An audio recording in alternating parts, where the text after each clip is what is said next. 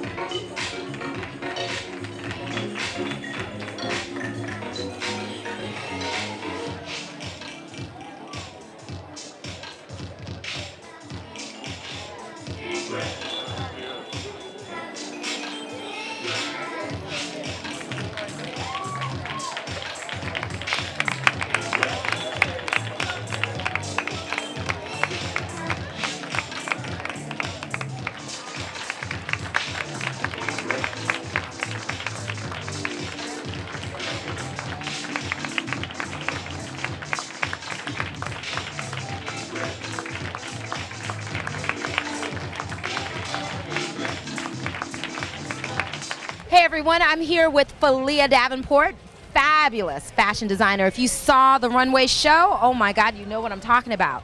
First of all, what do you love most about being a fashion designer? Because you are one heck of a fashion designer. Well, first of all, thank you. I love color and texture, and from what you saw in the collection, for myself, it's my first collection in probably 15 years or something that I've actually done. And so it was a blend of myself and my ethnic backgrounds. And so I used African influence, I used Native American influence, and my Greek influence. And I just wanted to put myself out there and say, this is who I am. How did you go about selecting materials? Because you used some very interesting materials, and some of them look like they were African influenced, kente cloth, and some other things. So some of them are actually from Africa. One of my colleagues is Nigerian, and so he got me some fabrics from Nigeria. And then ultimately what I do is I love fabric in general, and I go to the fabric stores and I just find different patterns that have kind of an ethnic feel to it. It's not saying that they're actually ethnic fabrics, and then I like to cut them all apart and then remake and create like create a new fabric from it and a new look. And I like that idea of blending pattern on pattern or different colors together. All right. And so, and you also mix different textiles together as well. Yes, definitely. And some stuff that you guys can see here is I actually use burlap a lot, and I make bags out of burlap because it's interesting, it's versatile, and it's actually sturdy. It's just all how you like construct it. But I like the uniqueness behind it, and that you don't necessarily have to use conventional materials in a conventional way.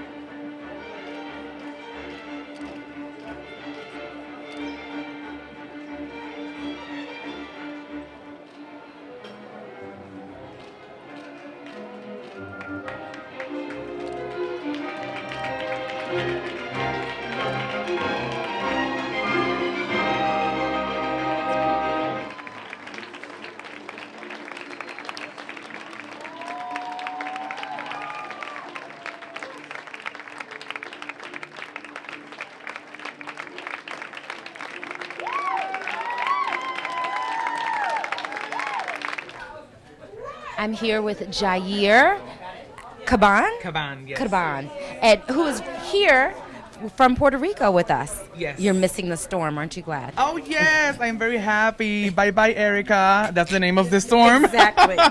I was going to ask you, what was your inspiration? Beautiful, by the way, beautiful, beautiful collection. What was the inspiration behind your collection this year? Okay, I was inspired in a trip that I made to Italy, and it's inspired in the arches of the ancient buildings and everything. So I was very inspired by that and by the art and by the ancient art, like the Renaissance and the Baroque, and that's it. I studied art in Puerto Rico, School of Fine Arts. So it's something that I have, running through my veins. Running through your veins. Well, I'm glad it's running through your veins because you're doing a very good job. Thank you. The selection of materials. How'd you go about that? Because for all the intricate details that you had, it was very important that you select the right material. What were those items made out of? Okay, they were made out of silk gazar, lame, that is the golden and very shiny, and silk wool. The silk wool is one of the famous dresses. Is the red one with the strips. Yes. That one was made of silk wool. Okay. Silk wool. Silk, yes, Okay. silk wool. Okay. Wool. Okay. What are you doing? Where do you see your future in terms of design? Well, right now I am in Puerto Rico. This is my second time here in Missouri. I presented my other collections in Las Vegas and Dallas, and right now, and like in the next 2 weeks, in September 11th, I'm going to present in New York City. So that's my first time. With that trip and with that presentation, I am trying to move forward my line and to get everything, everybody knowing Jair Caban.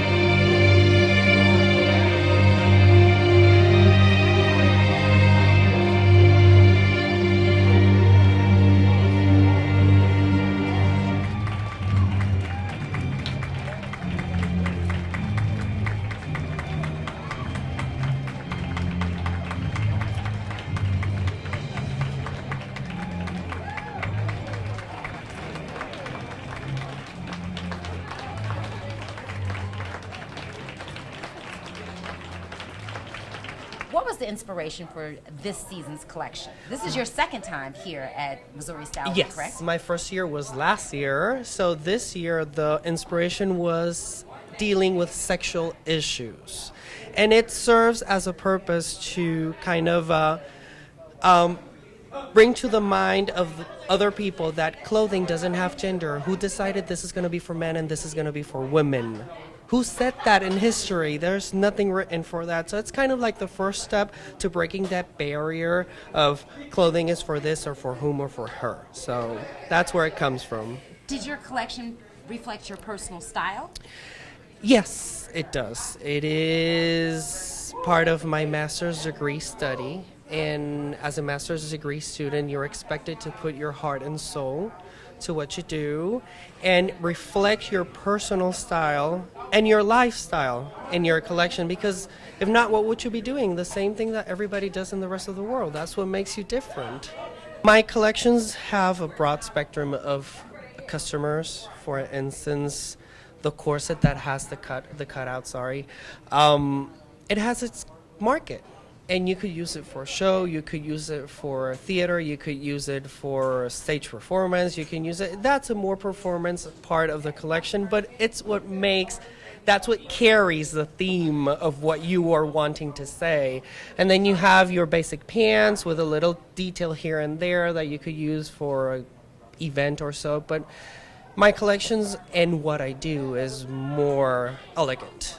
You cannot wear it to walking in the mall, or what I sell, yeah, he could wear it to just put gas in his car. That's what he could do.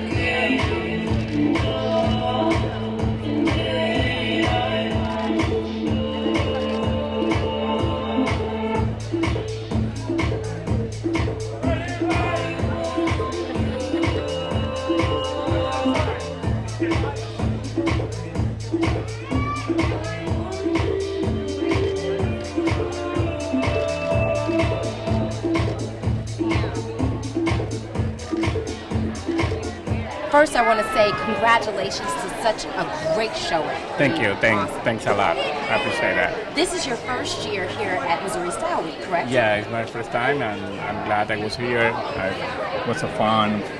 I really like it. Sorry for my English. I speak Spanish. It's okay. We totally understand you, especially when you're speaking the language of fashion. Okay. And I want to know what inspired this line. It was so beautiful with all the. I felt like I needed to go someplace special, like Cuba on the New Year's. Yeah, I'm a designer. I live in Puerto Rico since 30 years, but I born in Venezuela, and I have this Latin fever in my blood, no?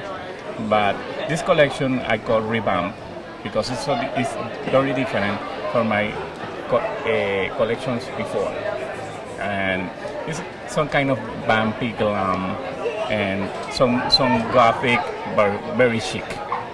Very, very chic. In fact, what did you call this line again? This collection Revamp.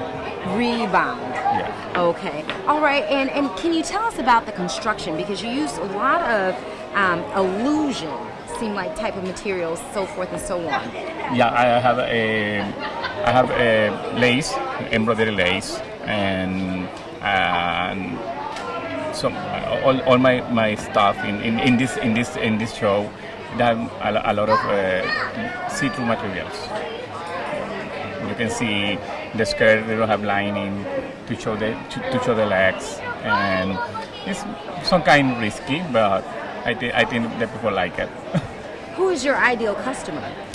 Okay, it's a sexy woman that don't be afraid to look special. And I want to ask you, how did you come about? How did you become a designer? What led you into designing clothes? Okay, I always like it. I study computer science before. Yeah, when I leave my country, Venezuela, I traveled to Puerto Rico to study computer science. But I started working in a boutique, and that way I feel that I like more fashion than computers, and I changed my career and study fashion design. And I think that was I born to be designer because I always like it.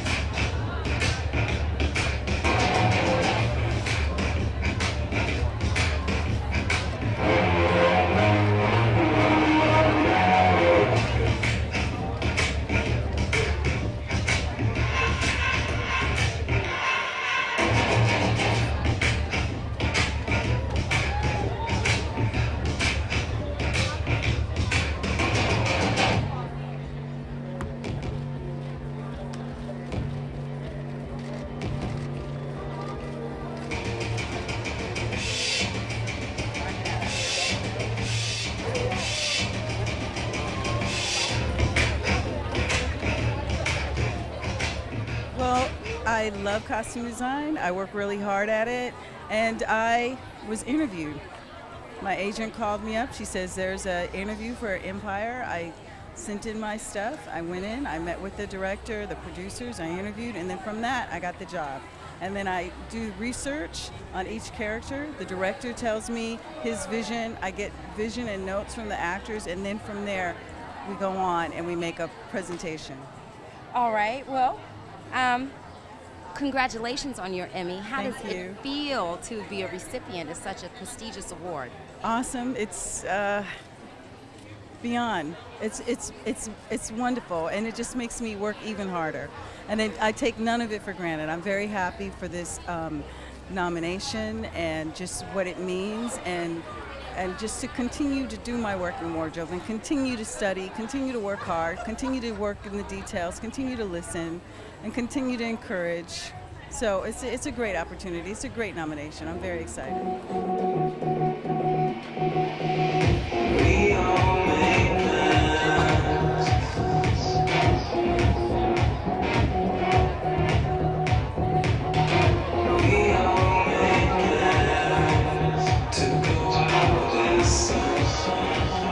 Well, our biggest change this year, because we've had such a great response in St. Louis, we decided to branch out to Columbia, Missouri this year. And we did our first ever show in Columbia. And it went really well. It had a great reaction, and hopefully we'll be able to do it again in the future.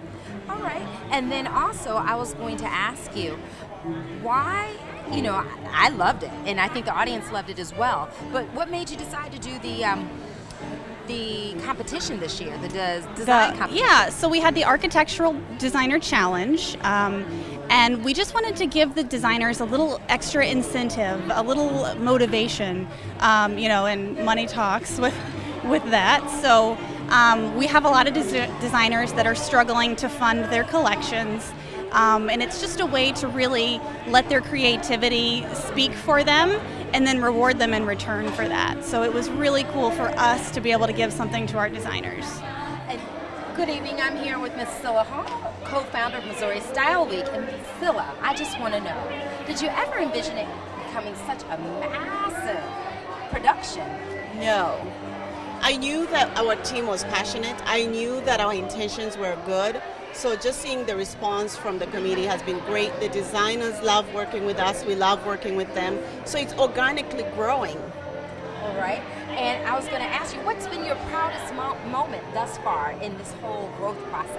I would say for this particular week, it was being able to give an emerging designer $2,000 with a total of a $10,000 package between cash and all the other good stuff. That felt really good because I know that money meant so much to them. They work really hard and they deserve to be rewarded because all that goes back into their business. But as a whole, it's just how we've been able to transcend so many adversities.